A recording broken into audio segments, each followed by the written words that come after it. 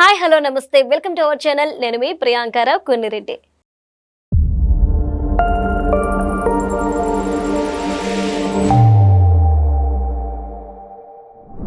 అందరికీ బాగా ఇష్టమైన సినిమా మహేష్ బాబుది అతడు. అందరికీ తెలుసు, అతడు మూవీ ఎక్కువ సార్లు టెలికాస్ట్ అయిన మూవీగా రికార్డు బద్దలు కొట్టింది. అయితే ఈ కోవలోకి మరొక రికార్డు బద్దలు కొట్టుకుంటూ మరో మూవీ వచ్చేసింది ఎన్టీఆర్ గారిది. సో ఏంటి ఆ మూవీ, ఏంటి అలానే ఏం రికార్డు బద్దలు కొట్టింది అనే విషయాలు ఈ వీడియోలో తెలుసుకుందాం. దీనికి సంబంధించి మనతో మాట్లాడడానికి గరికపాటి రాజేష్ గారు ఉన్నారు, ఆయనతో మాట్లాడదాం. నమస్కారం సార్. సార్, ఇప్పటి వరకు ఎక్కువ సార్లు టీవీలో టెలికాస్ట్ అయిన మూవీ అతడు అని ఒక రికార్డ్ అనేది ఆ పేరు మీద ఉంది. సో ఇప్పుడు ఎన్టీఆర్ గారికి సంబంధించిన ఒక మూవీ కూడా ఒక రికార్డు బద్దలు కొట్టింది అని వార్తలు వస్తున్నాయి. ఏం సినిమా, అసలు ఏం రికార్డ్ అది? టెంపర్ సినిమా అండి. పూరి జగన్నాథ్ డైరెక్షన్ లో వచ్చింది. బండ్ల గణేష్ నిర్మాత. 2015లో సినిమా విడుదలైంది. అప్పటి వరకు వరుసగా ఫ్లాప్స్ లో ఉన్నాడు జూనియర్ ఎన్టీఆర్. ఏ సినిమా చేయాలని చెప్పేసి అర్థం కావట్లేదు తనకి. అప్పుడు వక్కంతం వంశీ కథ చెప్పాడు. పూరి జగన్నాథ్ కూడా తన కథ కాకుండా వేరే వాళ్ళ కథ తీసుకొని సినిమా చేయడం కూడా అదే ఫస్ట్ టైం. అది కథ చాలా అద్భుతంగా ఉంటుందండి. ఆ వక్కంతం వంశీ కథ తీసుకొని పూరి జగన్నాథ్ డైరెక్షన్, సినిమా మంచి గ్రాండ్ బ్లాక్ బస్టర్ అని చెప్పొచ్చు. అంటే జూనియర్ ఎన్టీఆర్ ని ఒక కొత్త యాంగిల్ లో చూపించాడు పూరి జగన్నాథ్. అంటే ఆ డైలాగ్ మాడ్యులేషన్ డిఫరెంట్ గా ఉంటది. అంటే ఒక రకంగా సినిమా ఫస్ట్ హాఫ్ కూడా మొత్తం నెగిటివ్ షేడ్స్ లోనే ఉంటది. జూనియర్ ఎన్టీఆర్ ని ఫస్ట్ టైం అలా నెగిటివ్ షేడ్స్ లో చూసేసరికి బాగా ఇంప్రెస్ అయ్యారు ప్రేక్షకులు కూడా. అది బాగా నచ్చింది. ప్లస్ తర్వాత చేయని తప్పుని వాళ్ళని, అంటే ఆడపిల్లకి న్యాయం జరగడం కోసం, ఈ నిందితుని శిక్షించడం కోసం వాళ్ళతో పాటు తనను కూడా ఒక నిందితుడిగా కలుపుకొని ఆ నేరం తన మీద వేసుకోవటం అనేది లేడీస్ ని బాగా ఆకట్టుకుంది. అది ఫస్ట్ టైం 2015లో సినిమా రిలీజ్ అయ్యి ఘన విజయం సాధించిన తర్వాత టెలివిజన్ రైట్స్ జెమినీ టీవీ తీసుకుందండి. వాళ్ళు ఫస్ట్ టైం టెలికాస్ట్ చేసినప్పుడు 29.8 వచ్చింది రేటింగ్, టీఆర్పీ రేటింగ్. అది పెద్ద సంచలనం. 2015 నుంచి ఇప్పుడు 2025 ఇవాళ ఇది ఏప్రిల్ నెల. ఏప్రిల్ 12వ తారీఖు కూడా ఇంతవరకు ఏ సినిమా కూడా ఆ రికార్డుని బీట్ చేయలేదండి. చిత్రం ఏంటంటే వాళ్ళు ఎప్పుడు టెంపర్ సినిమా వేసినా కూడా అది మినిమం 18 నుంచి 20 వరకు టీఆర్పీ రేటింగ్స్ వస్తుంది ఆ సినిమాకి. అది తర్వాత అలవైకుంఠపురం అల్లు అర్జున్ ఉందండి, అది దగ్గర దాకా వచ్చింది.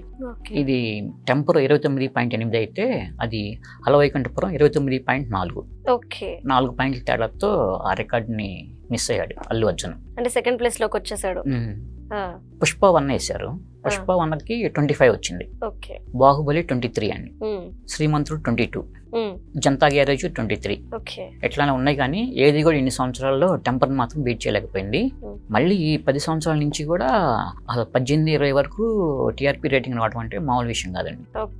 దీన్ని టెలివిజన్ రేటింగ్ పాయింట్స్ అంటారండి. ఏదైనా కొంతమంది ప్రజల ఇళ్లలో బాక్సులు సెట్ చేస్తారు. చేసి వాళ్ళు ఎక్కువగా ఏ ఛానల్స్ చూస్తున్నారు, ఆ ఛానల్లో మళ్ళీ వచ్చి ఏ ప్రోగ్రామ్స్ వాళ్ళు ఎక్కువగా ఇష్టపడుతున్నారు అని చెప్పేసి దాన్ని ఒక సర్వే చేస్తారు. దాన్ని డిమాట్ అని చెప్పేసి ఒక ఆర్గనైజేషన్ ఉందండి. అది యాక్చువల్గా దూరదర్శన్ సంబంధించిన మాత్రమే చేస్తుంది. అప్పుడు దూరదర్శన్ ఉన్నప్పుడు దాన్ని ఏర్పాటు చేశారు. కానీ ఇప్పుడు అన్ని ప్రైవేట్ ఛానల్స్ చాలా వచ్చాయి కదా, దాంతోపాటు ఇంకో సంస్థ ఉందండి. ఆ ఇద్దరు కలిసి వాళ్ళు వేరువేరుగా సర్వేలు తీసుకొని వాటిని మొత్తం క్రోడీకరించుకుంటారు. అట్లా చేస్తే టెంపర్ ఒకటి తేలిందండి. ఇప్పటి వరకు నెంబర్ 1 స్థానంలో అదే నిలిచిందని చెప్పేసి. అంటే టెంపర్ మూవీకి ఇంత క్రేజ్ రావడానికి, రికార్డు బద్దలు కొట్టడానికి రీజన్స్ ఏమై ఉండొచ్చు? అంటే ఆ మూవీ యొక్క ప్లస్ పాయింట్స్, కథ ఎలా ఉందంటారు? మెయిన్ రీజన్ ఏం లేదండి, యాక్చువల్గా జూనియర్ ఎన్టీఆర్ నటన అద్భుతంగా నటించాడని చెప్పొచ్చు. యాక్చువల్గా అందులో పోసాని కృష్ణమురళి ఉంటాడు కదండి, ఆ క్యారెక్టర్ కి ఆర్ నారాయణమూర్తి చేత చెప్దాం అని చెప్పేసి పూరి జగన్నాథ్ చాలా ట్రై చేశారు. కానీ తను అంటే ఒక హీరోగా చేస్తామని చెప్పి విడిగా అట్లాంటి సైడ్ క్యారెక్టర్స్ వద్దని చెప్పేసి ఫస్ట్ లోనే చెప్పాడు. అది కూడా హీరో క్యారెక్టర్స్ ఏంటంటే అంటే ప్రజా సమస్యలకు సంబంధించిన సినిమాలు అట్లాంటివి అని చెప్పేసి ఆర్ నారాయణమూర్తి అనడంతో చివరికి పోసాని సెలెక్ట్ చేశారు.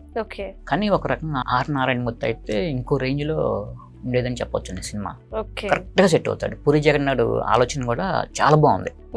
ఆయన పోసాన్ని కూడా చాలా వరకు న్యాయం చేశాడు. Cinema main dialogue modulation, junior NTR నటన, అది మ్యూజిక్ కూడా బ్యాక్గ్రౌండ్ మ్యూజిక్ మణిశర్మ ఇచ్చారండి. సాంగ్స్ కేమో అనూప్ రూబెన్స్ ఇచ్చారు. అట్లా పాటలు బాగున్నాయి. జూనియర్ ఎన్టీఆర్ యాక్షన్, తర్వాత హీరోయిన్ గా కాజల్, తర్వాత అందులో కొన్ని కామెడీ సన్నివేశాలు, తర్వాత లేడీస్ నాకట్టుకోవడానికి తను కూడా నిందితుడిగా మారతాం అనే పాయింట్, ఇవన్నీ కలిసి సినిమాకి ఘన విజయం చేకూర్చిపెట్టాయి. దాంతోనే ఇంతవరకు ఆ రేటింగ్ కూడా టీవీలో ఎవరు బదులు కట్టలేకపోయారు. సినిమా టీవీలో వస్తున్నప్పుడల్లా కూడా జెంట్స్ కన్నా కూడా ఎక్కువగా లేడీస్ చూస్తూ ఉంటారు. అంటే సార్ ఎన్టీఆర్ గారి గురించి మాట్లాడుకుంటే రాఖీ సినిమా కూడా సేమ్ సిస్టర్ సెంటిమెంటల్ మూవీ. అంటే రాఖీ ఎంత పెద్ద హిట్ అయ్యి ఆయనకి ఎంత పెద్ద మంచి పేరు తెచ్చింది అనేది అందరికీ తెలుసు. ఆ తర్వాత సేమ్ ఇలానే తనను కూడా చివరాఖరికి ఒక సిస్టర్ లానే ట్రీట్ చేస్తూ భావిస్తాడు. సో అంటే సిస్టర్ సెంటిమెంట్ అనేది ఎన్టీఆర్ గారికి బాగా కలిసి వస్తుంది అనుకోవచ్చా? అతనికి అంటే సినిమాలోనే కాదండి, బయట కూడా సిస్టర్ సెంటిమెంట్ చాలా ఎక్కువ ఉంది. అంటే తను చెప్తా ఉంటాడు, కాకపోతే వాళ్ళ పేర్లు కానీ వాళ్ళ ఫోటోలు కానీ ఎప్పుడు మీడియాకి రిలీజ్ చేయలేదు. ఎందుకంటే ప్రతి దాన్ని రాఖీ పౌర్ణమి రోజు రాఖీలు కట్టించుకోవటం, వాళ్ళతో తరచుగా మాట్లాడుతూ ఉండటం, ఇద్దరు సిస్టర్స్ అని చెప్పాడు. వాళ్ళు ఎవరనేది పేర్లు చెప్పలేదు. ఎక్కువగా ఏ విషయం ఉన్నా కూడా వాళ్ళతో ఎక్కువగా పంచుకుంటాడంట. అంటే సిస్టర్స్ అనే దానికన్నా కూడా స్నేహితులుగా బాగా మూవ్ అవుతాం అని చెప్పేసి చెప్పాడు జూనియర్ ఎన్టీఆర్. అట్లానే అదే ఫీలింగ్ యాక్చువల్గా సినిమాలో కూడా సిస్టర్ సెంటిమెంట్ ఉంది కాబట్టి ఆ నిజ జీవితంలో ఉన్న ఆ చెల్లెల మీద ఉన్న అనుబంధాన్ని తన నటనలో కూడా ప్రదర్శించాడు. అట్లా రావటం వల్ల బాగా ఇంపాక్ట్ చూపించింది, నటన మీద బాగా అద్భుతంగా వచ్చింది. అదే మెయిన్ రీజన్ అండి. అతనికి బయట ఉన్న సిస్టర్ సెంటిమెంట్ సినిమాలోకి ప్లస్ పాయింట్ అయింది, రాఖీకైనా టెంపర్కైనా. అంటే అప్పటి వరకు కూడా ఎలాంటి హిట్ లేని ఎన్టీఆర్ కి పూరి జగన్నాథ్ డైరెక్షన్ ఒక మంచి ప్లస్ అయింది అని అనుకోవచ్చా? మరి యాక్చువల్గా అప్పటి వరకు రామయ్య, వస్తావయ్య అనే తర్వాత అట్లా చాలా అన్ని 4-5 సినిమాలు వరుసగా ఫ్లాప్స్ అండి. ఏ సినిమా చేయాలి అనే దాంట్లో చాలా అయోమయ స్థితిలో ఉన్నాడు. అప్పుడు వక్కంత వంశీ కథను నమ్మి, పూరిని నమ్మి సినిమా చేశాడు. అప్పటి నుంచి ఈ రోజు వరకు కూడా ఇంతవరకు ఫ్లాప్ ఇవ్వలేదండి జూనియర్ ఎన్టీఆర్. ఇప్పుడు డబుల్ హ్యాట్రిక్ కొట్టాడు. నెక్స్ట్ చేయబోతుంది వార్ 2 అండి. ఈ మొన్న కొరటాల శివ డైరెక్షన్ లో వచ్చిన దేవరాతో డబుల్ హ్యాట్రిక్ కొట్టాడు. వరుసగా 6 సినిమాలు ఘన విజయం. తర్వాత నెక్స్ట్ వార్ 2 ఉంది. వార్ 2 తర్వాత డ్రాగన్ రిలీజ్ అయిపోయింది. డ్రాగన్ వచ్చే ఏడాది సంక్రాంతి జనవరి 9 దాని రిలీజ్ అనౌన్స్ చేసేసారు. దాని మీద చాలా హెవీ ఎక్స్పెక్టేషన్స్ ఉన్నాయండి.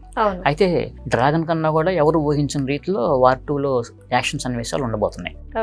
అతను బాగా అయాన్ ముఖర్జీ అండి అద్భుతంగా తీసాడని చెప్పేసి చెప్తున్నారు. అవి కొంచెం ఏదన్నా ప్రోమో వచ్చినప్పుడు కానీ, గ్లిమ్స్ వచ్చినప్పుడు కానీ, టీజర్ రిలీజ్ అయినప్పుడు కానీ మనకు క్లారిటీ వస్తుంది. కానీ ఒక డిఫరెంట్ లుక్ లో అండ్ ఒక డిఫరెంట్ ప్యాటర్న్ లో ఎన్టీఆర్ అయితే ఇప్పుడు వస్తున్న సినిమాల్లో చూడొచ్చు అంటారా? అవును, ఖచ్చితంగా. వార్ 2లో అతను హీరోనా లేదంటే ప్రతినాయకుడా తెలియదు. కొంతమంది చాలా మంది విలన్ అని అంటున్నారు. ఎందుకంటే జైల్ అవకాశంలో నెగిటివ్ షేడ్స్ అద్భుతంగా చేశాడు విలన్ గా. ఎందుకంటే హీరోని ఎప్పుడు హీరోగా చూడటం కాకుండా ఒకసారిగా విలన్ గా కొన్ని నెగిటివ్ షేడ్స్ చూసేసరికి దాన్ని ప్రేక్షకులు బాగా ఎక్కువగా ఓన్ చేసుకుంటారు. అట్లాంటి క్యారెక్టర్ అయితే మాత్రం ఇంకా దానికి తిరగలేదని చెప్పొచ్చు. ఆగస్టు 14వ తారీఖు రిలీజ్ అవుతుందండి వార్ 2. దానికోసం బాగా ఎదురు చూస్తున్నారు. ఎందుకంటే మొన్న దేవరా సినిమాకి ఒక నార్త్ బెల్ట్ లో 65 కోట్లు వచ్చినాయండి గ్రాస్. ఇప్పుడు అతను ఇది కూడా హిట్ అయితే కనుక ఇది, ఎందుకంటే సౌత్ లో ఎన్టీఆర్ ఉన్నాడు, నార్త్ లో హృతిక్ రోషన్ ఉన్నాడు. ఇద్దరు కలిసి దాదాపు మినిమం 1000 కోట్లు టార్గెట్ సినిమా. అది 1000 కోట్లు కొట్టాలని కోరుకుందాం. ఖచ్చితంగా. Okay, right. Thank you so much sir.